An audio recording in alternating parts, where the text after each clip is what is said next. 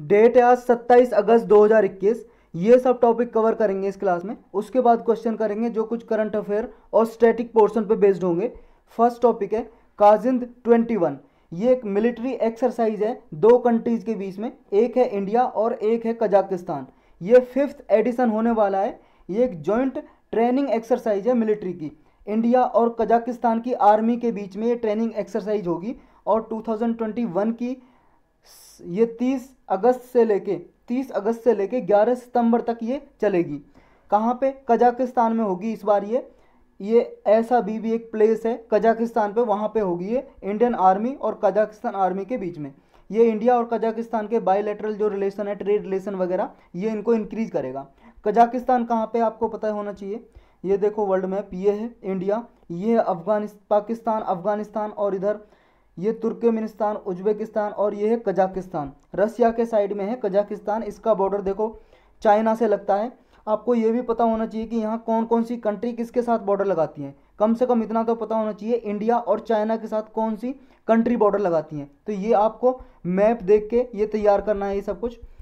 चलते हैं next topic पे। इतना ही था इसके बारे में। नेक्स्ट है cabinet clears 15,000 crore NMP linked FDI proposal. देखो 2-3 दिन पहले इसके बारे में हमने पढ़ा था। नेशनल मोनेटाइजेशन, ये पाइपलाइन एक स्कीम चलाई है, एक रोड मैप तैयार किया है सेंट्रल गवर्नमेंट ने। तो उसके लिए NMP को ही आगे प्रमोट करने के लिए कैबिनेट ने 50,000 करोड़ का FDI प्रपोजल को अप्रूवल दे दिया अभी, यानी कि सहमति दे दी है।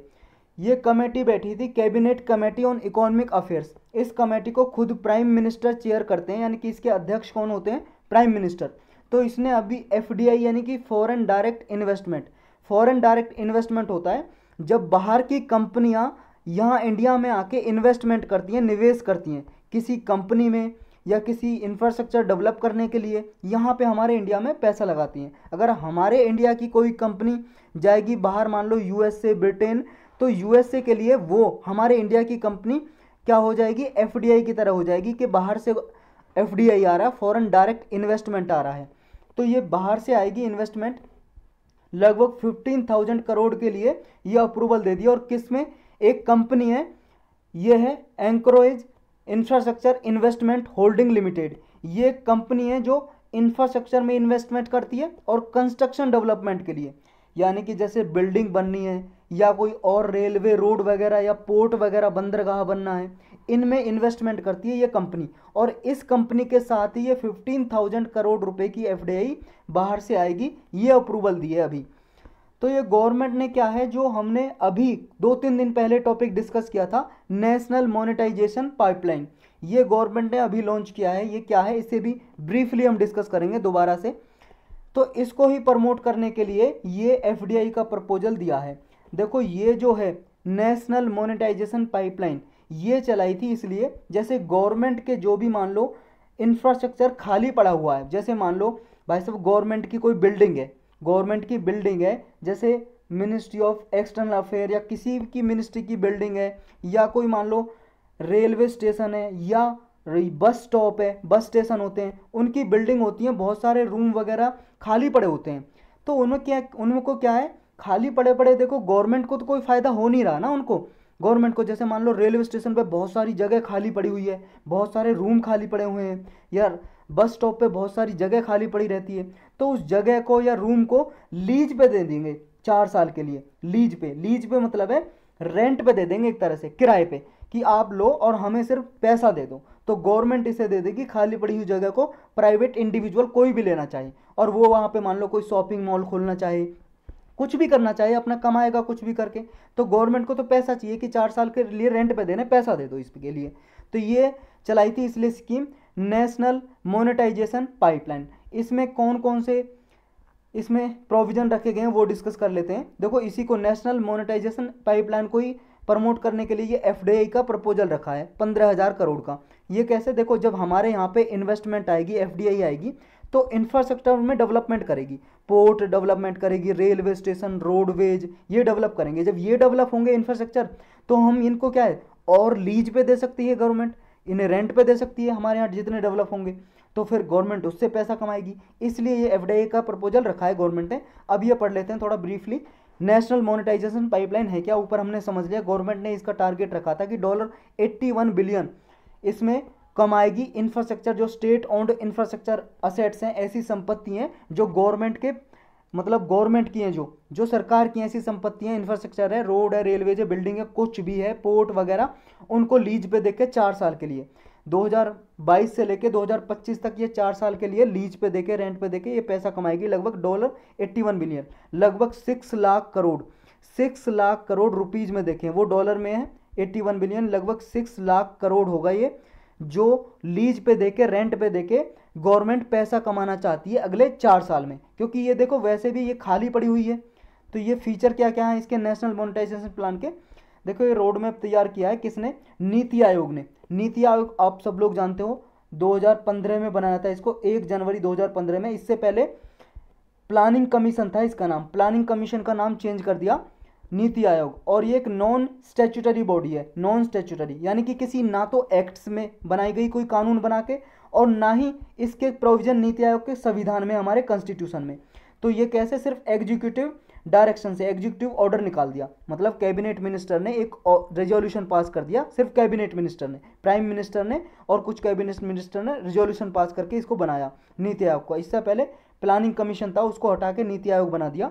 तो नीति आयोग ने ये रोड मैप तैयार किया है नेशनल मोनेटाइजेशन प्लान का, कि हम कौन कौन सी बिल्डिंग, कौन कौन से इंफ्रास्ट्रक्चर को लीज पे देंगे, रेंट पे देंगे अगले 4 साल के लिए। बहुत सारी मिनिस्ट्रीज से कंसल्टेशन करके, सहमति करके ये रोड मैप तैयार किया है कि भाई साहब आप बताओ कौन कौन से मंत्रालय के पास जगह खाली पड़ी हुई है और उसे लीज पे हम दें। चाहे वहाँ पे वो देखो ज़मीन को कुछ मान लो पार्टी हॉल बना ले, वहाँ पे शादी करवाएं, कुछ भी करवाएं, प्राइवेट इंडिविजुअल अपना पैसे कमाएं, सिर्फ गवर्नमेंट को पैसा दे दें ये। तो नीति आयोग ने पब्लिक प्राइवेट पार्टनरशिप सेल है नीति आयोग के पास, वो क्या है, इसका एक ट्रांजैक्शन जो एडवाइजर है वो एक तरह से मिनिस्ट्री वगैरह को देंगे और मोनेटाइजेशन रोड मैप तैयार करेंगे इसके लिए। इसमें कौन कौन से सेक्टर होंगे, यानी कि असेट्स, संपत्ति कौन कौन सी होंगी जिनको 4 साल के लिए लीज पे देंगे, यानी कि रेंट पे देंगे अगले 4 साल के लिए, कौन कौन सी ऐसी प्रॉपर्टी है गवर्नमेंट के पास। देखो ऐसे रोड होंगे, रोड को दे देंगे, मान लो रोड को क्या है, अभी जैसे मान लो बहुत से ऐसे हैं जिन पे टोल टैक्स लेती है गवर्नमेंट, अब उन रोड को क्या है दे देंगे। जैसे मान लो देखो इसमें क्या है ना, ऑलरेडी जो इंफ्रास्ट्रक्चर बना हुआ है, यानी कि ब्राउन फील्ड सेक्टर को देंगे, ग्रीन फील्ड सेक्टर में ये लीज पे नहीं है, समझ रहे हो। ग्रीन फील्ड का मतलब है अभी इंफ्रास्ट्रक्चर रोड रेलवेज बना नहीं है और उसे प्राइवेट इन्वेस्टमेंट लाएंगे, प्राइवेट इन्वेस्टमेंट डेवलप करेगी और उसे बनाएगी, वो हो गया ग्रीन फील्ड। यानी कि अभी इंफ्रास्ट्रक्चर रोड वगैरह बिल्डिंग वगैरह कुछ बना नहीं है, स्टार्टिंग में बनाएंगे और फिर लीज पे देंगे, ऐसा नहीं है। इसमें ऑलरेडी जो बिल्डिंग रोड बने हुए हैं उनको रेंट पे देंगे, लीज पे, यानी कि ब्राउन फील्ड एक तरह से ब्राउन फील्ड जो सेक्टर है उनमें उनको लीज पे देंगे, समझ गए। जैसे मान लो रोड को दे दिया, अब वो रोड को मान लो 4 साल के लिए लीज पे दे दिया, प्राइवेट इंडिविजुअल है, कोई भी कंपनी है, उससे गवर्नमेंट ने पैसे ले लिए, भाई साहब हमें क्या है 50,000 करोड़ रुपए दे दो अगले 4 साल के लिए, आप इससे टोल टैक्स वसूलो। तो प्राइवेट कंपनी टोल टैक्स वसूल के पैसा कमाएगी अपना, समझ रहे हो। ऐसे रोड को या पोर्ट को दे देंगे, जो बंदरगाह होती है भाई साहब, कोस्टल एरियाज, समुद्र के किनारे जो बंदरगाह होती हैं पोर्ट, उनको लीज पे दे देंगे। एयरपोर्ट वगैरह के आसपास जो जगह खाली पड़ी हुई है, बहुत सारी ऐसी बिल्डिंग बनी हुई होती हैं एयरपोर्ट के पास खाली पड़ी रहती हैं, उनको लीज पे दे देंगे। मान लो प्राइवेट इंडिविजुअल वहाँ पे कोई मॉल खोलना चाहे, मॉल, शॉपिंग मॉल, या कोई मान लो कोई और शॉप खोलना चाहे, दुकान वगैरह कुछ भी खोले, उनकी मर्जी। रेलवेज को दे देंगे, रेलवेज की जो बिल्डिंग वगैरह खाली पड़ी हुई हैं, पावर जनरेशन की बिल्डिंग, ट्रांसमिशन वगैरह जो भी यूज करना चाहें, टेलीकॉम सेक्टर में, वेयर हाउसिंग में, और गैस एंड प्रोडक्ट पाइपलाइन जो होती है उसको मान लो, गैस पाइपलाइन मान लो कुछ टाइम के लिए जाती है, बाकी पूरे दिन भर खाली पड़ी होती है ना गैस और पाइपलाइन, उसमें मान लो कोई प्राइवेट कंपनी अपना कोई माल सप्लाई करना चाहे पाइपलाइन से, कुछ भी लिक्विड कुछ भी, तो उसको लीज पे दे देंगे, समझ रहे हो। माइनिंग सेक्टर को, स्टेडियम वगैरह को, या हॉस्पिटलिटी या हाउसिंग, जैसे बहुत सारे स्टेडियम ऐसे होते हैं ना, देखो जैसे स्टेडियम मान लो दिल्ली में कोटला स्टेडियम है क्रिकेट का, अब उसमें भाई साहब कोई मान लो 4 साल में एक मैच होगा इंटरनेशनल, बाकी वो मान लो खाली पड़ा रहेगा स्टेडियम, तो अब उस स्टेडियम को मान लो दे दें किसी पार्टी वगैरह करने के लिए, कि आप ले लो पार्टी के लिए, कोई पार्टी, शादी हो, मैरिज हो, कोई फंक्शन हो, उसे दे दिया लीज पे कि वहाँ पे करो। जब मैच हो, मान लो मैच हो रहा, उससे 1 महीने पहले ले लो उसको, फिर तैयार करके वहाँ पे मैच करा दो। तो इस तरह से दिए जाएंगे कि उसको लीज पे दे दो, उससे भाई साहब जो ज़मीन खाली पड़ी है उससे पैसे कमाओ। इस तरह से इसमें गवर्नमेंट देगी लीज पे, रेंट पे। तो गवर्नमेंट क्या है इसमें ऐसी असेट्स को इंक्लूड करेगी ऐसे इंफ्रास्ट्रक्चर को इंक्लूड करेगी जो मिनिस्ट्रीज या सेंट्रल पब्लिक सेक्टर इंटरप्राइजेज में आती है, मतलब उनकी है, जो प्राइवेट कंपनीज हैं, मिनिस्ट्रीज की कोई ऑर्गेनाइज, मतलब ऐसी बिल्डिंग वगैरह इंफ्रास्ट्रक्चर है उनको यूज करेगी। मोनेटाइजेशन ये डिसइन्वेस्टमेंट और नॉन कोर असेट्स का नहीं होगा, ये चीज़ आपको याद रखनी है। ये स्टेटमेंट में देके पूछ लेते हैं। डिसइन्वेस्टमेंट का मतलब होता है, जैसे मान लो भाई साहब ये रेलवे की बिल्डिंग खाली पड़ी हुई है और इसमें डिसइन्वेस्टमेंट मतलब शेयर ही बेच दिया, शेयर बेच दिया गवर्नमेंट ने, यानी कि भागीदारी हो गई, ओनरशिप। अब जो प्राइवेट कंपनी ने खरीद लिया उसकी ओनरशिप हो गई। लेकिन ऐसा नहीं करेंगे, डिसइन्वेस्टमेंट नहीं करेंगे शेयर बेच के, क्योंकि फिर तो प्राइवेट इंडिविजुअल के पास क्या है, ओनरशिप चली जाएगी, यानी कि मालिक बन जाएगा ना वो। 40% शेयर ले लिया मान लो, और रेलवे जितना फायदा होगा तो 40% लाभ होगा प्राइवेट कंपनी को। तो ऐसे शेयर नहीं देंगे, सिर्फ रेंट पे दे रहे हैं। जैसे आपने मान लो कहीं पे गया आप, दिल्ली मुंबई बेंगलोर कहीं पे, वहाँ पे आपने एक होम रेंट पे ले लिया, तो रेंट पे दिया वैसे किराए पे, आपको बेचा नहीं है घर, समझ रहे हो। तो रेंट पे दिया, ऐसा नहीं है कि आपको बेच दिया घर, तो रेंट पे सिर्फ दिया जाएगा, लीज पे, कोई डिस इन्वेस्टमेंट नहीं की जाएगी इसमें। और ना ही नॉन कोर असेट्स हैं, जो ऐसी संपत्तियां जो नॉन कोर हैं उनको भी मोनेटाइजेशन नहीं किया जाएगा, उनको भी लीज पे नहीं दिया जाएगा। तो ये दोनों स्टेटमेंट याद रखनी है। और एक स्टेटमेंट कौन सी थी पहले, कि ब्राउन फील्ड सेक्टर में होगा, जो ऑलरेडी इंफ्रास्ट्रक्चर बना हुआ है उसको ही लीज पे देंगे, नया कोई इंफ्रास्ट्रक्चर डेवलप करवाएंगे नहीं किसी प्राइवेट इंडिविजुअल से, जो गवर्नमेंट का ऑलरेडी है, गवर्नमेंट का बना बनाया उसको ही देंगे, समझ गए। लेकिन कुछ चैलेंजेज हैं, चुनौतियां हैं इस नेशनल मोनेटाइजेशन पाइपलाइन के सामने। एक तो क्या चुनौतियां, पहली lack of identifiable revenue streams in various assets, मतलब कि ये कोई रोड मैप अच्छे से तैयार नहीं किया। जैसे मान लो पोर्ट को किराए पे देंगे, रेंट पे, लीज पे, कि पोर्ट को किस तरह से देंगे, ये कोई क्राइटेरिया सही से डिफाइन नहीं किया है कि किस तरह से रिवेन्यू आप लेंगे, किस कौन कौन से पार्ट को आप दोगे बंदरगाह के। नेक्स्ट है कि lack of capacity utilisation in gas and petroleum pipeline network. देखो इसमें अभी ये भी है कि जो गैस और पेट्रोलियम पाइपलाइन नेटवर्क है, पाइपलाइन बनी होती है ना जिससे गैस और पेट्रोलियम सप्लाई करते हैं, उनकी कैपेसिटी यूटिलाइजेशन का लेवल क्या है ये भी नहीं पता है, कि कितनी कैपेसिटी यूज करेंगे उनकी, कितने, जैसे मान लो किसी से गैस, किसी सिटी में गैस सप्लाई होती है, 1 घंटे सप्लाई करते हैं गैस, या 2 घंटे सप्लाई करते हैं दो कंपनियों में, फैक्ट्रियों में, तो उसकी कैपेसिटी लेवल यूटिलाइजेशन कितना होगा, प्राइवेट कंपनीज को आप कितना दोगे, तो ये सही से डिफाइन नहीं किया है अभी। नेक्स्ट है डिस्प्यूट रिजोल्यूशन मैकेनिज्म, कि मान लो कोई डिस्प्यूट हो जाए, झगड़ा हो जाए प्राइवेट कंपनी या गवर्नमेंट के बीच में, उसके लिए कैसे सुलझाएंगे वो झगड़ा, इसके लिए कोई मैकेनिज्म तैयार नहीं किया है अभी। नेक्स्ट है रेगुलेटेड टैरिफ इन पावर सेक्टर एसेट्स, जो भी बिजली बनाने वाली कंपनी की एसेट्स, संपत्तियां पावर सेक्टर की, उनमें टैरिफ को कैसे रेगुलेट किया जाएगा, इसके लिए अभी कोई क्राइटेरिया नहीं बताया है गवर्नमेंट ने। नेक्स्ट है कि जो ऐसे हाईवेज होते हैं, रोड वगैरह जो 4 लेन से कम होते हैं, उनमें जो इन्वेस्टर हैं उनका इंटरेस्ट कम है, यानी कि जैसे मान लो ये रोड है, हाईवे, भाई साहब ये बीच में फुटपाथ है, ये फुटपाथ बना हुआ है, ये 2 लेन इधर है, 1 2, और 2 लेन इधर है 3 4, ये 4 लेन के जैसे हाईवेज वगैरह होते हैं ना, इनसे मतलब इन हाईवेज को लेने में इंटरेस्टेड कम होते हैं प्राइवेट सेक्टर, क्योंकि वहाँ पे थोड़ा मतलब कम डेवलप होते हैं ये ऐसे हाईवे, तो ये भी एक प्रॉब्लम है। नेक्स्ट है lack of independent sectoral regulator, independent sector regulator की भी कमी है कि वो रेगुलेशन वगैरह बना सके इंडिपेंडेंटली, गवर्नमेंट से इंडिपेंडेंट, तो ये कुछ चैलेंजेस हैं इसके सामने। तो यही था इसके बारे में। नेक्स्ट है अपना अरुणमुला बोट रेस। ये अरुणमुला या अरानमुला बोट रेस क्या है, बोट आप जानते हो क्या होती है, नाव को बोलते हैं जो पानी में चलती है नाव, बोट रेस यानी कि नावों की रेस होती है। ये केरल में एक फेस्टिवल होता है त्योहार ओनम, ओनम त्योहार के टाइम पे ही ये होती है। ये ओल्डेस्ट रिवर बोट है जो नदी में ये होती है बोट रेस। तो ये अरुणमला है जो, ये कहाँ पे है, ये एक जगह है, अरुणमला प्लेस है, ये रिवर पंपा है ना, जो रिवर पंपा या पेम्पा बोलो आप, यहाँ पे है। और ये यहाँ पे हिंदू टेम्पल भी है जो लॉर्ड कृष्णा और अर्जुन के लिए बना हुआ है। यहाँ पे टेम्पल, एक मंदिर बना हुआ है हिंदू टेम्पल, जो भगवान कृष्ण और अर्जुन के लिए डेडिकेटेड है, पंपा रिवर के पास, वहाँ पे ये होती है अरुणमला जगह पे, इसलिए इसका नाम है अरुणमला बोट रेस। और इसमें क्या है, पल्ली योदम्स यूज किए जाते हैं रेस में। पल्ली योदम का मतलब है स्नैक बोट, सांप की तरह की बोट दिखाई देती है, इस तरह से होती है, देखो स्नैक बोट इसे बोलते हैं, ये है नाव। और इसमें एक चीज़ याद रखनी है आपको कि इसमें केवल और केवल मैन आदमी ही हिस्सा लेते हैं, जो विलेज में मैन होते हैं वही अलाउ है इस बोट में रेस करने के लिए, समझ रहे हो। ये बोट रेस होती है, जो तेजी से चलाएगा, जो जीत गया उसे कुछ इनाम दिया जाता है, ऐसी होती है। बस इतना याद रखना कहाँ पे होती है और किस टाइम पे होती है। नेक्स्ट है बी इंटरनेट ऑसम प्रोग्राम। देखो ये अभी गूगल ने एक प्रोग्राम लॉन्च किया है, campaign be internet awesome programme. ये क्या है, जो भी बच्चे हैं, किड्स हैं इंडिया में, उनकी कुछ बुक आती हैं, Indian comic book. Comic book का मतलब जैसे वो कार्टून वगैरह छपे होते हैं ना बुक में, कार्टून वगैरह, ऐसे कार्टून की बुक आती हैं।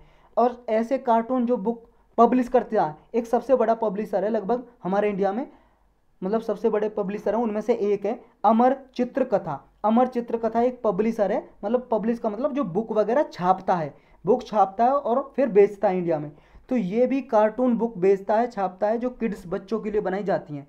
तो इनमें क्या है, गूगल गूगल इनके जरिए इन कार्टून वगैरह में इंटरनेट के बारे में कुछ सेफ्टी लेसन्स प्रोवाइड करेगा। सेफ्टी लेसन्स का मतलब है कि साइबर सिक्योरिटी से कैसे बचा जाए, कि इंटरनेट पे जो फ्रॉड होते हैं उनसे कैसे बचा जाए, ये कार्टून के जरिए इसमें छापेगा बुक्स में।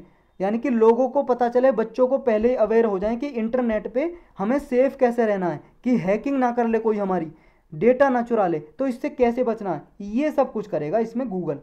नेक्स्ट है अपना टॉपिक टोकेनाइजेशन। टोकेनाइजेशन क्या है, देखो ये एक ऐसा मैकेनिज्म है, जैसे मान लो आप किसी को पैसा भेज रहे हो, मनी भेज रहे हो, तो आपको क्या है, कार्ड की इंफॉर्मेशन देनी पड़ेगी, या मंगा रहे हो आप, मान लो किसी से पैसा मंगा रहे हो आप, समझ रहे हो, आप किसी इंडिविजुअल से या किसी कंपनी से या किसी से भी आप पैसा मंगा रहे हो, रिसीव कर रहे हो, तो आप कार्ड की इंफॉर्मेशन दोगे अपनी, या बैंक अकाउंट दोगे अपना, बैंक अकाउंट दोगे और बैंक की इंफॉर्मेशन दोगे, ये सब कुछ दोगे, तब आपके अकाउंट में पैसा आएगा। या फिर मान लो आप कोई फॉर्म भर रहे हो, या कोई इंटरनेट पे फॉर्म भर रहे हो, या इंटरनेट पे कुछ भी मान लो मंगा रहे हो आप, समझ रहे हो, तो जैसे मान लो फ्लिपकार्ट से या फिर आप अमेजन से कुछ ऑर्डर किया है, और आपको क्या है, कार्ड डिटेल, अपने एटीएम कार्ड की बात हो रही है भाई, यहाँ पे कार्ड का मतलब एटीएम, जो एटीएम होता है, एटीएम कार्ड की डिटेल भरनी पड़ती है आपको, और उसके बाद आपकी ट्रांजैक्शन होती है। लेकिन ये टोकनाइजेशन सिस्टम क्या है, इसमें होगा, कार्ड को रिप्लेस कर देंगे, इसमें एक टोकन दिया जाएगा, यानी कि एक टोकन जनरेट होगा, कि टोकन की इंफॉर्मेशन होगी, उसमें कार्ड की इंफॉर्मेशन नहीं होगी, कार्ड नंबर की जगह एक टोकन नंबर होगा, और उस टोकन नंबर के द्वारा जो ट्रांजैक्शन होनी है ना, वो ट्रांजैक्शन हो जाएगी, पूरी डन हो जाएगी, समझ रहे हो। तो ये सिस्टम होगा कुछ, कि इसमें बिना कार्ड की इंफॉर्मेशन दिए हुए ट्रांजैक्शन हो जाएगी टोकन के थ्रू। तो ये क्या होगा, ये सेफ भी होगा। देखो इंटरनेट पे क्या है भाई साहब, हैकिंग कर लेते हैं, जैसे कार्ड नंबर मिल गया, एटीएम कार्ड नंबर, तो आपकी हैकिंग कर लिया, वो पता लगा लेते हैं कि आपका कोड क्या है, सीवीवी, ऐसा कुछ पता लगा के हैकिंग कर लेते हैं, आपका पैसे वैसे निकाल लेते हैं। अगर टोकन सिस्टम होगा तो ये टोकन सिस्टम क्या है, एक ही बार यूज होगा, अब दोबारा ये टोकन नहीं यूज होगा, दूसरी ट्रांजैक्शन करनी है तो दोबारा दूसरा टोकन जनरेट होगा और दब की जाएगी। तो ऐसा टोकनाइजेशन है, ये न्यूज में इसलिए आया। अभी रिजर्व बैंक ने, देखो पहले ये टोकनाइजेशन सिस्टम सिर्फ लैपटॉप, कंज्यूमर जो डिवाइस होते हैं ना, कंज्यूमर डिवाइस, लैपटॉप, डेस्कटॉप वगैरह, या वियरेबल्स मतलब पहनने वाले उपकरण, जैसे रिस्ट वॉच, हाथ में पहने वाली जाने वाली घड़ी होगी, जैसे स्मार्ट वॉच होती है ना, एप्पल वगैरह की वॉच होती है, रेडमी की वॉच, या बैंड्स हो गए, इंटरनेट ऑफ थिंग डिवाइस हो गए। तो इससे बियॉन्ड ये परमिशन दे दिए, मतलब इनके लिए भी दे दिए, पहले थी सिर्फ मोबाइल्स और टैबलेट्स के लिए परमिशन थी, अब इनके लिए भी परमिशन दे दिए टोकनाइजेशन सिस्टम।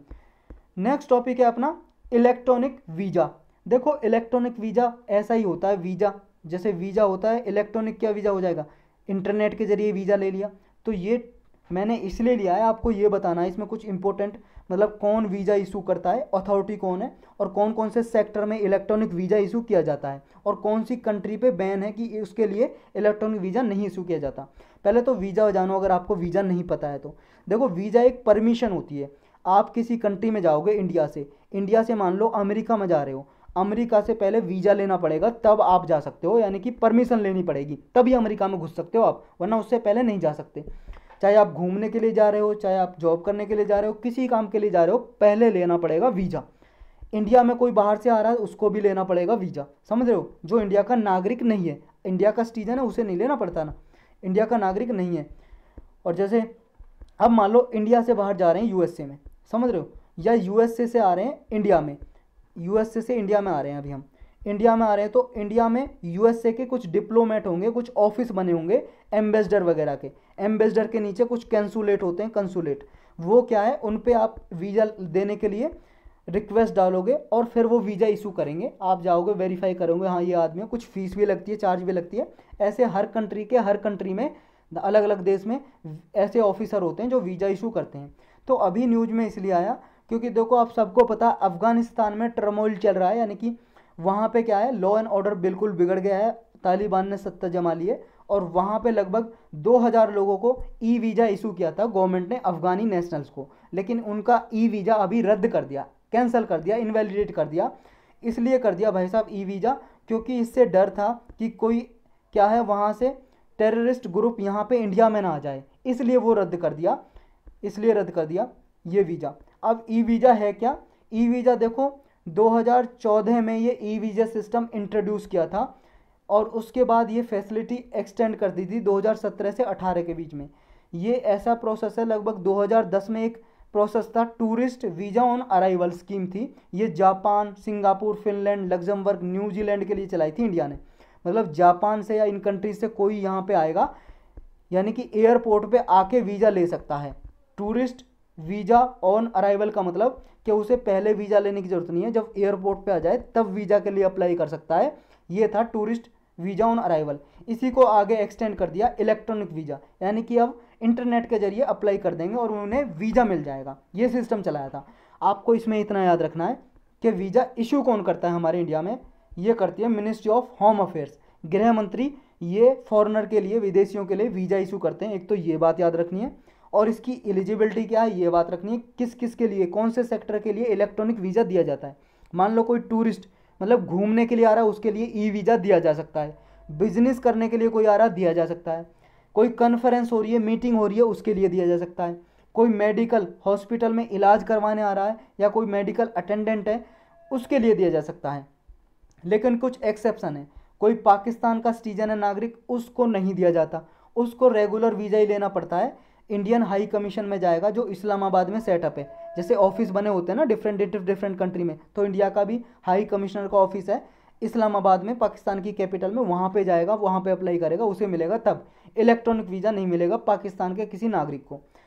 और ई वीज़ा या है ये फॉरेन डिप्लोमेट जो होते हैं ना, फॉरेन डिप्लोमेट वगैरह, उनके लिए भी वैलिड नहीं होता ई वीज़ा। उनके लिए सेपरेटली डॉक्यूमेंट होता है, जो डिप्लोमेट वगैरह आते हैं यहाँ पे मीटिंग करने के लिए विदेश से। तो यही था इसमें। नेक्स्ट टॉपिक है lack of man power in probe agencies. Probe का मतलब है जांच, और एजेंसी आप जानते हो कोई भी एजेंसी होगी जो जांच करती है, जैसे पुलिस हो गई, सीबीआई हो गई, सीबीआई, या निया हो गई, national investigation agency, CBI central bureau of investigation, या ईडी होगी, इन्फोर्समेंट डायरेक्टोरेट, कोई भी इन्वेस्टिगेटिंग एजेंसी होगी, जांच एजेंसी। इनके लिए सुप्रीम कोर्ट ने अभी कहा है कि भाई साहब इनमें क्या है, मैन पावर यानी कि जितनी अथॉरिटी चाहिए, जितने लोग चाहिए, रिक्रूटमेंट जितनी भर्ती होनी चाहिए इतनी भर्ती है नहीं, इनमें कम है प्रोब एजेंसी में जो भर्ती होनी चाहिए। यानी कि बहुत सालों से एमपी और एमएलए जो होते हैं उनके अगेंस्ट बहुत सारे क्रिमिनल केसेस पेंडिंग पड़े हुए हैं कोर्ट में भी, और बहुत सारी जो इन्वेस्टिगेशन एजेंसी है उनके पास भी पड़े हुए हैं। ये किसकी वजह से पड़े हुए हैं? क्योंकि मैन पावर ही नहीं है, ना तो कोर्ट में जज हैं, ना प्रोबिंग एजेंसी है, उनमें कोई अथॉरिटी मतलब ऑफिसर हैं, तो ऑफिसर की कमी है। तो ये कहा है, ये बोला है कि भाई साहब जो सीबीआई है उसमें भी मैन पावर की कमी है, बहुत सारे केस पेंडिंग पड़े हुए हैं सीबीआई के पास। जो जुडिशियर है उसमें भी क्या है, मतलब मैन पावर और इंफ्रास्ट्रक्चर की कमी है। 1000 केसेस ऐसे हैं जो कोर्ट में ट्रायल चल रहे हैं। कुछ ऐसी हैं जैसे सीबीआई इन्फोर्समेंट डायरेक्टोरेट, इन इन्वेस्टिगेशन ही पेंडिंग पड़ी है, कोर्ट में तो केस गए ही नहीं है बहुत सारे। क्यों नहीं गए? क्योंकि यहाँ पे क्या है, मैन पावर की कमी है, ऑफिसर ही नहीं है जो इन्वेस्टिगेट कर सकें। कुछ डेटा है लेजिस्लेटर का, यानी कि जो एमपी एमएलए होते हैं लेजिस्लेटर, उनका कितने केस उनके खिलाफ पेंडिंग पड़े हुए हैं। देखो जो मनी लॉन्ड्रिंग एक्ट है हमारा 2002 का, इसके अंदर जो केस रजिस्टर है एमपी एमएलए के ऊपर, 51 एमपी हैं, 71 एमएलए हैं जिनके ऊपर ऐसे आरोप लगे हैं आपराधिक। नेक्स्ट, एक सीबीआई कोर्ट में केस चल रहे हैं एमपी एमएलए के 121 केस, और उनमें से 58 केस तो ऐसे हैं जिनमें लाइफ इम्प्रिजनमेंट है, यानी कि ऐसे आरोप लगे हैं उन पे जिन पे आजीवन कारावास की सजा है, लेकिन अभी पेंडिंग पड़े हुए हैं क्योंकि अथॉरिटी नहीं है पूरी इन्वेस्टिगेट करे। 45 केस ऐसे हैं जिन पे चार्ज अभी फ्रेम ही नहीं हुए हैं, वो सिर्फ आरोप लगे हैं बहुत सारे सालों से, सेवरल ईयर्स एगो उन पे क्राइम किया था, उन्होंने ऑफेंस किया था, ऐसे आरोप लगे थे, एलिज किया गया था उनको, लेकिन अभी तक इन्वेस्टिगेशन पूरी नहीं हुई। 37 CBI केसेज ऐसे हैं जो लेजिस्लेटर जो होते हैं MP MLA उनके अगेंस्ट हैं, और उन पर इन्वेस्टिगेशन बहुत सालों से हुई नहीं है, अभी तक चल रही है। चैलेंजेस और कॉजेज क्या हैं कि डिले हैं, जो डिले यानी कि बहुत ज़्यादा देरी होती है। देखो हाई कोर्ट एक तो स्टे लगा देता है ट्रायल पे, एक तो ये है। जो EDA इन्फोर्समेंट डायरेक्टरेट, ये भी एक इन्वेस्टिगेशन ऑफ मतलब एजेंसी है। ये क्या है, ये सही से जो टैक्स हेवन होते हैं, अब्रॉड में ऐसे केस होते हैं भाई साहब, जो अपना पैसा बाहर की देश में छुपा देते हैं, ऐसे केस चलते रहते हैं। तो ये क्या है, रिफ्यूज कर देते हैं कि इन्वेस्टिगेशन के लिए कोऑपरेट करने के लिए। तो ED के केस बहुत ज़्यादा पेंडिंग पड़े रहते हैं इस वजह से, क्योंकि बाहर के देश कोऑपरेट नहीं कर पाते। जो स्पेशल कोर्ट हैं वो इनसफिशिएंट है, मतलब MP MLA का जल्दी से केसों का निपटारा हो उसके लिए स्पेशल कोर्ट की कमी है। Next, shortage of prosecutor. Next क्या है, डिलेड इन्वेस्टिगेशन में जांच में देरी होती है, ये भी कारण है। अब कुछ ऑर्डर हैं सुप्रीम कोर्ट से, इससे रिलेटेड कौन से हैं, 2017 में सुप्रीम कोर्ट ने एक ऑर्डर दिया था, आदेश दिया था कि special court, fast track court बनाए जाएं। जो लॉ मेकर्स हैं ना MP MLA, इनके खिलाफ जो केस चल रहे हैं इनका जल्दी से निपटारा करने के लिए एक फास्ट ट्रैक होने चाहिए। फरवरी 2020 में सुप्रीम कोर्ट ने आदेश दिया पॉलिटिकल पार्टी को कि जो भी कैंडिडेट आप असेंबली या लोकसभा के इलेक्शन के लिए खड़े करो, उनका क्रिमिनल रिकॉर्ड बताओ, आप क्या क्या आपराधिक चार्जेस लगे, कौन से केस चल रहे हैं, आप पब्लिश करो अखबार में, न्यूज़पेपर में, अपनी साइट पे जो है। और ये भी बताओ कि आपने इन पे आरोप लगे हुए थे फिर भी आपने इनको क्यों खड़ा किया, क्यों इन कैंडिडेट को जिन पे क्रिमिनल आरोप लगे थे, आपराधिक के केस चल रहे थे, फिर भी क्यों खड़ा किया, ये भी आप रीजन दो। नेक्स्ट है नीड ऑफ द आवर, कि अभी ज़रूरत क्या है करने की। देखो कोर्ट को क्या है ना, जुडिशियल ऑर्डर देने चाहिए लोअर कोर्ट को कि वो जल्दी से जल्दी जो भी ट्रायल कोर्ट में केस चल रहे हैं उनको जल्दी से जल्दी कंप्लीट करे, और टाइम बाउंड मैनर में करे, कि एक निश्चित सीमा हो कि विद इन नेक्स्ट 6 मंथ में वो पेंडिंग केस को सुने और उन्हें पूरा करे।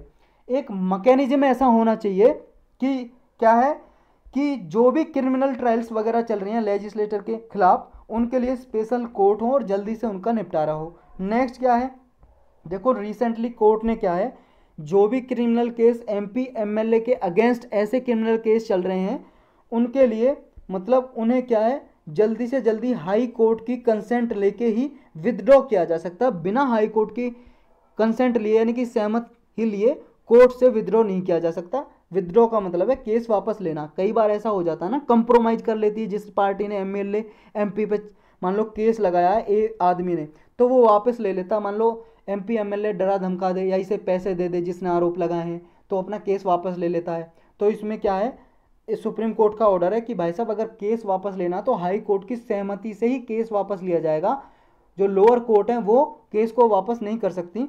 नेक्स्ट है कि जो पॉलिटिकल पार्टीज हैं उन्हें भी ऐसे कैंडिडेट जो आरोपी हैं, ऐसे कैंडिडेट को टिकट देने से मना करना चाहिए, उन्हें ना दे, पार्टी की टिकट ही ना दे खड़े होने के लिए कि इलेक्शन लड़ पाएँ। नेक्स्ट क्या है, जो RP एक्ट है हमारा, रिप्रेजेंटेशन ऑफ पीपल एक्ट, इसमें भी अमेंडमेंट सुधार करने की ज़रूरत है, ताकि इसमें ऐसे अमेंडमेंट किए जाएं कि जिस पे आरोप लगे वो इलेक्शन के लिए खड़ा ही ना हो, कंटेस्ट ही ना करे इलेक्शन। नेक्स्ट है कि जो इलेक्शन कमीशन ऑफ इंडिया है हमारा, उसको भी पावर दी जाए कि जो पॉलिटिकल पार्टीज़ की जो फाइनेंशियल इन्फॉर्मेशन है, जो भी उनका पैसा धेले का लेन देन होता है उसका ऑडिट कर सके। ऑडिट का मतलब है एग्जामिन द फाइनेंशियल इन्फॉर्मेशन, जितना भी फाइनेंशियल पैसे धेले का जो भी लेन देन है उसका रिकॉर्ड करना, मॉनिटर करना, ये सब ऑडिटिंग में आता है। तो ये सब कुछ था भाई साहब इसमें। चलते हैं नेक्स्ट टॉपिक पे। नेक्स्ट है हवाना सिंड्रोम। देखो हवाना सिंड्रोम एक बीमारी है, डिसीज है, ये हमने अलग से स्पेशल लेक्चर में पढ़ी हुई है। आपको डिटेल में जानना तो देखो साइंस एंड टेक की प्लेलिस्ट में जाओ, जहाँ पे सिंपल CSC लिखा हुआ है उस पर क्लिक करोगे आप, नीचे लिखा हुआ है सिंपल CSC, उस पर क्लिक करोगे तो ऊपर आ जाएगी प्लेलिस्ट आ जाएगी तीसरे चौथे नंबर पे। प्लेलिस्ट पे क्लिक करोगे तो साइंस एंड टेक की प्लेलिस्ट होगी, उसमें जाओगे तो ये हवाना सिंड्रोम का एक लेक्चर मिल जाएगा, तो डिटेल में वहाँ से देखना। अभी हम ब्रीफली डिस्कस करेंगे इसके बारे में। रिसेंटली न्यूज में इसलिए आया, लगभग 4 साल पहले ये मिस्टीरियस न्यूरोलॉजिकल इलनेस ये न्यूज में आई। मिस्टीरियस का मतलब है रहस्यमयी, मतलब राज वाली, छुपी हुई, न्यूरोलॉजिकल इलनेस, इलनेस का मतलब बीमारी, मतलब दिमाग की कुछ बीमारी है ये, लेकिन इसमें कुछ सिम्टम यानी कि लक्षण देखने को मिलते हैं। ये क्या है, अमेरिका ने अपने कुछ डिप्लोमेट और इंटेलिजेंस ऑपरेशन चलाए थे क्यूबा में, क्यूबा में, समझ रहे हो, क्यूबा में, चाइना में और कंट्री में। और क्यूबा कहाँ पे है, देखो ये पहले क्यूबा देख लो आप कहाँ पे ये कंट्री है, ये भाई साहब क्यूबा कहाँ पे है, ये देखो, ये अमेरिका का मैप दिखाई दे रहा है, ये नॉर्थ अमेरिका, ये साउथ अमेरिका, और ये भाई साहब आपको यहाँ पे ये कंट्री दिखाई दे रही है क्यूबा। क्यूबा के पास एक हवाना शहर है यहाँ पे, हवाना। तो हवाना में कुछ अमेरिकी नागरिक थे और कुछ इंटेलिजेंस ऑफिसर थे जो तैनात किए थे, डिप्लोमेट वगैरह। लेकिन वहाँ पे क्या है, उन्होंने फील किया कि हवाना सिंड्रोम के बारे में, यानी कि जो नेशनल एकेडमिक ऑफ साइंस है उसने ऐसा कहा कि माइक्रोवेव रेडिएशन एक कारण हो सकता है हवाना सिंड्रोम का, जो इनको बीमारी हुई अमेरिका के डिप्लोमेट्स या सैनिक जो तैनात थे क्यूबा में। अब ये माइक्रोवेव रेडिएशन क्या है, देखो भाई साहब ऐसे कुछ डिवाइस होते हैं, ये कुछ रेडिएशन निकलती हैं, अगर किसी आदमी की बॉडी पे लगातार ये रेडिएशन पड़े, देखो नंगी आंखों से दिखाई नहीं देती है ये रेडिएशन। जैसे मान लो भाई साहब अर्थ है, अर्थ से ग्रेविटेशनल वेव्स निकल रही हैं, लेकिन वो दिखाई तो देती नहीं है। ऐसे ही देखो जो एक्सरे है, जब आप कभी मेट्रो पे या रेलवे स्टेशन में गए हो, जो एक्सरे मशीन लगी होती है जहाँ से आप अपना बैग सामान वगैरह रखते हो, उससे रेज निकलती हैं, किरणें, वो आपको दिखाई थोड़ी ना देती हैं। सिंपल एग्जांपल लो, जैसे आपके घरों में सबके टीवी होगा, टीवी होगा, उसका रिमोट होगा भाई साहब, रिमोट होगा, है कि नहीं, रिमोट तो सबका होगा टीवी का। अब ऐसा तो नहीं है आप बिना रिमोट के टीवी के पास भाग भाग के जाओ चैनल चेंज करने के लिए, तो रिमोट होगा। अब रिमोट से आप चैनल चेंज करते हो, अब रिमोट है जो उसके आगे देखना एक सेंसर लगा होता है, ऐसा सेंसर, और इधर टीवी में एक पैनल में सेंसर लगा होता है, ये सेंस करता है, सेंसर क्या करता है, सेंस करता है, ये भेजता है सिग्नल, और इसी से रेडिएशन निकलती है, इलेक्ट्रोमैग्नेटिक रेडिएशन होती है वो भी। तो इसी तरह की ऐसे माइक्रोवेव रेडिएशन होती हैं जो दिखाई नहीं देती, जैसे जब निकलती हैं आपके रिमोट से टीवी में जो रेडिएशन जाती हैं आपको दिखाई देती हैं, बीच में नहीं दिखाई देती हैं आपको, ऐसी ही ये माइक्रोवेव रेडिएशन होती है। अगर रेगुलरली किसी आदमी की बॉडी पे ये छोड़ी जाए तो उसे क्या है, ये सिंड्रोम, ऐसी बीमारी उसके कमी हो जाती है, बॉडी में कुछ डैमेज भी हो जाता है। और बहुत बार ऐसा होता है इंटरनल जो ऑर्गन होते हैं, लीवर वगैरह, किडनी वगैरह, उनको डैमेज कर देता है, आपको पता भी नहीं चलेगा क्या हुआ और आपका डैमेज हो जाएगा अंदर का सिस्टम। तो ये हवाना सिंड्रोम क्या है, 2016 में यूएस डिप्लोमेट वगैरह, एम्प्लॉयज़ वगैरह हवाना में यहाँ पे मतलब डिप्लॉय किए गए थे, स्टेशन थे यहाँ पे थे, और लेकिन उन्होंने कुछ साउंड, स्ट्रेंज साउंड सुनी, अद्भुत आवाज़ें सुनी, और उन्होंने एक्सपीरियंस किया कुछ फिजिकल सेंसेशन, मतलब उनके होटल रूम वगैरह में, होम्स में जहाँ पे वो रह रहे थे, उनके कमरे में कुछ अजीब साउंड सुनाई दी, और उन्हें कुछ फील हुआ, कुछ सेंस हुआ कि कुछ हो रहा उनकी बॉडी में। तो ऐसा अभी ये लगाया गया, ये अनुमान लगाया गया इस नेशनल एकेडमिक साइंस ने जो अमेरिका की है, कि इसका कारण माइक्रोवेव रेडिएशन हो सकता है, कि उन आदमियों के ऊपर किसी ने माइक्रोवेव रेडिएशन से अटैक किया है। तो ये दिखाई तो देती नहीं है, उन्होंने फील किया था बस इसमें, लेकिन सिम्टम यानी कि लक्षण कैसे दिखाई देते हैं, इसमें नौसी होती है, जब ये हवाना सिंड्रोम हो जाता है तो बेचैनी होती है, सीवियर हेडेक, बहुत ज़्यादा सर दर्द होता है, फटीक होता है, फटीक का मतलब होता है थकावट, डिजीनेस, चक्कर आने लगते हैं, स्लीप प्रॉब्लम, नींद नहीं आती है, हियरिंग लॉस, सुनना कम सुनाई दे देता है। तो इसी को जानते हैं हवाना सिंड्रोम बोलते हैं इसी को। तो हवाना सिंड्रोम के कॉजेज यानी कि कारण क्या हो सकते हैं, यही आरएफ एनर्जी, मतलब रेडियो फ्रिक्वेंस एनर्जी हो सकती है, और ये क्या है, इसकी वजह से ये हवाना सिंड्रोम हो सकता है।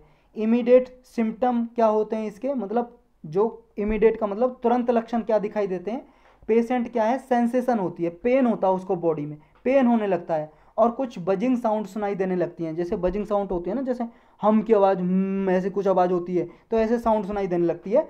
तो ये कुछ इसमें लक्षण दिखाई देते हैं। तो यही था इसके बारे में। नेक्स्ट है सुजलाम कैंपेन, ये एक अभियान है जो अभी मिनिस्ट्री ऑफ जल शक्ति ने चलाया है। ये 25 अगस्त 25 अगस्त से चलाया गया, 100 डेज का, 100 दिन का कैंपेन होगा, ये अभियान होगा।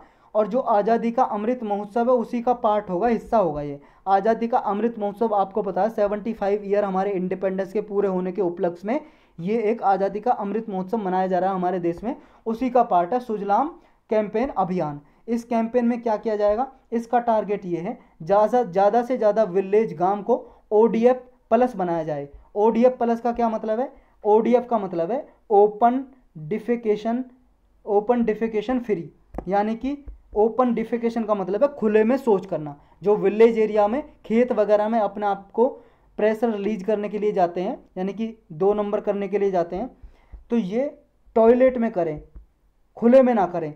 समझ रहे हो, ये ओपन डिफिकेशन को ख़त्म करना, ओपन डिफिकेशन फ्री, यानी कि किसी गांव में जब एक आदमी, सिंगल आदमी भी ओपन में डिफिकेशन ना करे, ओपन में डिफिकेशन ना करे, तो यानी कि वो open defecation free village declare कर दिया जाता है।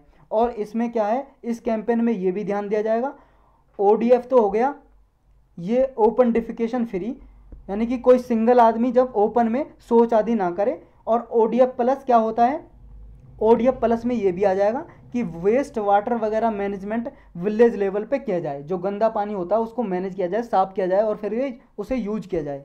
तो इसमें पर्टिकुलरली टारगेट ये रखा गया 1 मिलियन सॉक पिट बनाए जाएंगे, क्रिएट किए जाएंगे। 1 मिलियन में 10 लाख होता है, 1 मिलियन में 10 लाख होते हैं। सॉक पिट का मतलब गड्ढे, जो टॉयलेट के गड्ढे होते हैं ना, वो गड्ढे बनाए जाएंगे। और ग्रे वाटर मैनेजमेंट एक्टिविटीज़ को भी यहाँ पे प्रमोट किया जाएगा। कुछ इसमें इनिशिएटिव है, कैंपेन में क्या क्या ले जाएंगे, इसमें ऑर्गेनाइज किए जाएंगे कम्युनिटी कंसल्टेशन, मतलब जो गांव में विलेज में लोग होते हैं उनसे सहमति ली जाएगी। खुली बैठक होगी, ग्राम सभा की मीटिंग होगी। ग्राम सभा होती है किसी गांव में, विलेज में 18 साल से ऊपर सारे आदमी या औरत जो वोट कर सकते हैं वो सब ग्राम सभा में आते हैं। तो इनसे मीटिंग की जाएगी और रिजोल्यूशन पास किए जाएंगे ODF सस्टेनेबिलिटी के लिए। सॉक पिट को मैनेज किया जाएगा, अगर गड्ढा खोद दिया जाए उसको मैनेज भी किया जाएगा। ऐसा नहीं है गड्ढा बना दिया, भर गया एक बार, फिर यूज ही नहीं किया है और टॉयलेट यूज नहीं किया, फिर बाहर जा रहे हैं करने के लिए। और 100 डेज प्लान बनाया जाएगा कि कैसे सॉक पिट का कंस्ट्रक्शन होगा और कैसे रिलेटेड एक्टिविटीज़ की जाएंगी, कितने सॉक पिट की ज़रूरत है, ये सारे जितने भी ज़रूरत है वो बनाए जाएंगे। जो भी टॉयलेट वगैरह उनमें IEC और कम्युनिटी मोबिलाइजेशन किया जाएगा। IEC का मतलब है इंफॉर्मेशन, एजुकेशन और कम्युनिकेशन। ये मतलब इंफॉर्मेशन दी जाएगी उन्हें कि भाई साहब टॉयलेट कितना ज़रूरी है, आप खुले में शौच मत करो, ये सब कुछ अवेयरनेस फैली जाएगी एजुकेशन के द्वारा। और जितने भी इमर्जिंग हाउस होल्ड है, मतलब नए हाउस होल्ड बन रहे हैं, उन सब में ये इंश्योर किया जाएगा, सुनिश्चित किया जाएगा कि उनमें टॉयलेट बने। ऐसा नहीं है बिना टॉयलेट के नया घर बने, टॉयलेट भी हो। सिग्निफिकेंस क्या है इसके, मतलब इंपॉर्टेंस क्या होगी, देखो इस कैंपेन की सिर्फ इतना नहीं है कि सिर्फ सॉक पिट या ग्रे वाटर का मैनेजमेंट करना, इनका मैनेजमेंट तो किया ही जाएगा, गंदे पानी का, और गड्ढे बनाए जाएंगे लेटरिन वगैरह के, अग्नि टॉयलेट वगैरह के।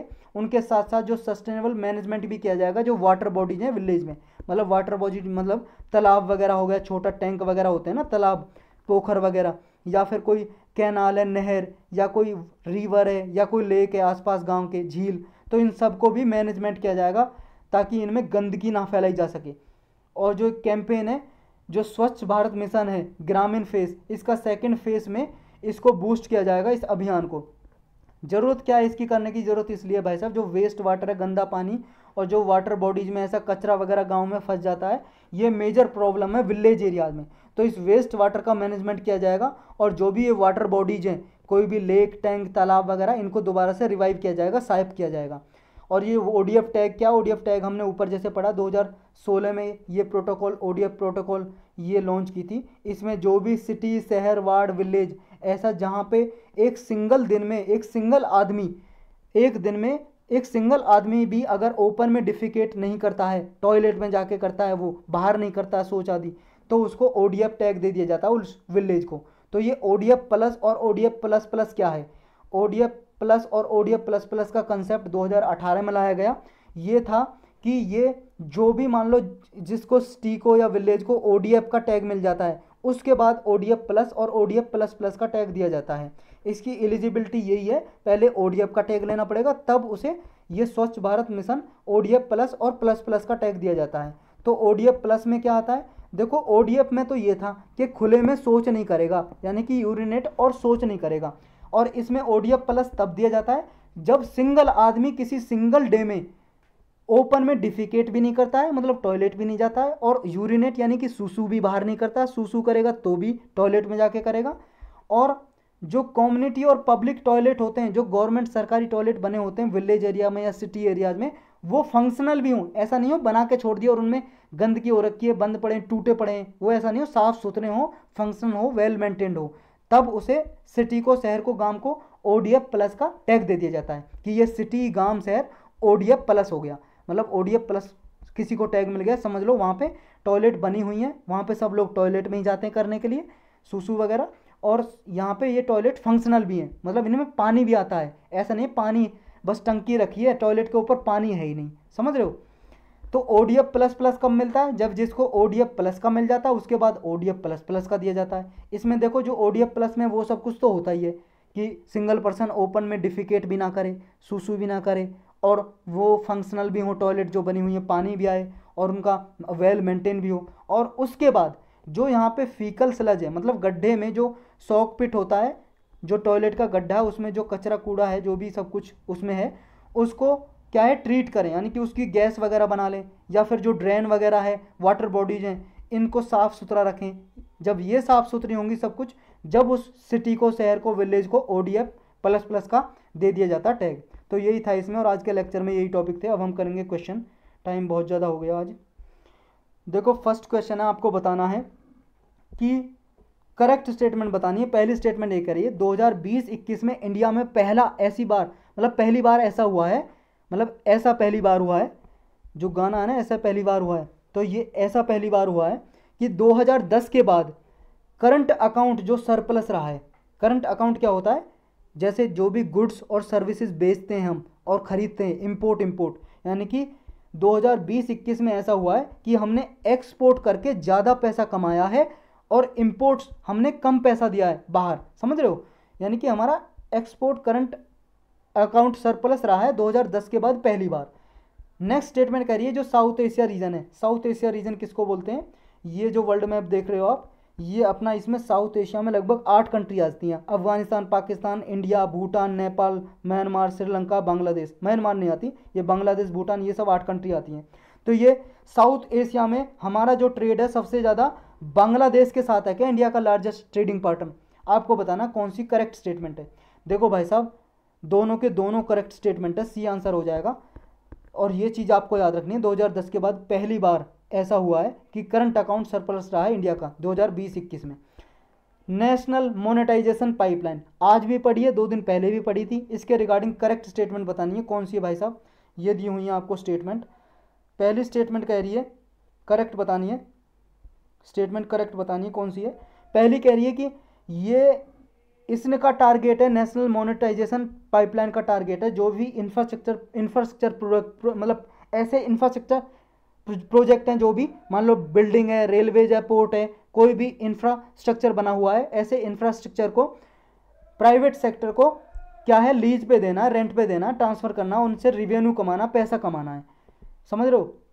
मतलब इन्हें क्या है, राइट दे देना प्रोजेक्ट की यूज कर सके प्रोजेक्ट को प्राइवेट सेक्टर।